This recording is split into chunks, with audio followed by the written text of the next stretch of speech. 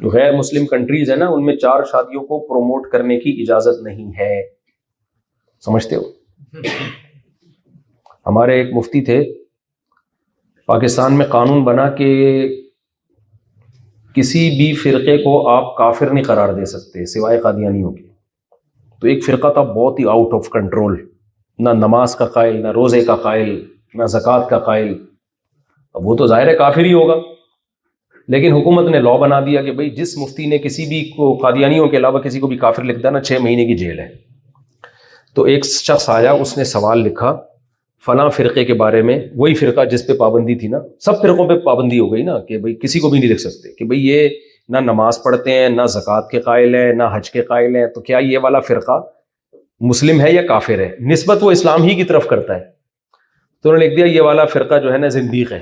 لیکن زندیق تو کافر سے بھی بڑی چیز ہوتی ہے. تو وہ آیا کہہ رہے میں نے سوال یہ پوچھا ہے کہ کافر ہے یا نہیں ہے، اور آپ نے جواب لکھ دیا زندیق، گول مول جواب دیا، سیدھا سیدھا بتاؤ کافر ہے یا نہیں ہے. تو انہوں نے بتایا حکومت نے جو ہے نا کسی بھی فرقے کو کافر، یہ بڑے پرانا واقعہ 20 سال پرانا، حکومت نے کسی بھی فرقے کو کافر لکھنے پر پابندی لگائی ہے، 6 مہینے کی جیل ہے. تو وہ کہہ رہا ہے کہ بھائی ٹھیک ہے آپ نے اپنی طرف سے جواب صحیح لکھا ہوگا، لیکن میرا سوال تو یہ کہ کافر ہے یا نہیں، آپ جواب یہ لکھ رہے ہیں کچھ اور جواب لکھ رہے ہیں.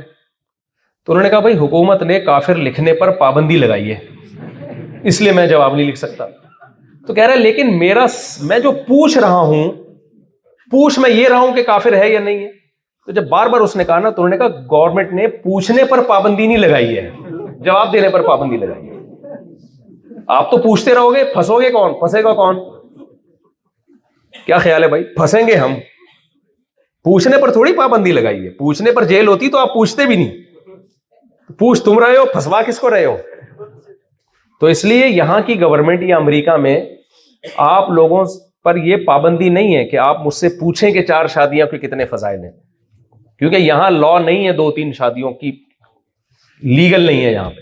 تو اس لیے مجھے یہاں 4 شادیوں کی ترغیب پر کیا ہے؟ پابندی ہے. تو آپ تو دبا کے پوچھو گے، پھنسواؤ گے، شادیاں آپ کی ہوں گی، پھنسے گا کون؟ تو میں وہ کام کیوں کروں جو میں پھنسوں؟ مزے اڑاؤ گے تم، اور مکھیاں شہد کے چھتے سے شہد تم کھاؤ گے، مکھیاں کس کو کاٹیں گی؟ مکھیاں مجھے کاٹیں گی. سمجھ رہے ہو کہ نہیں سمجھ رہے؟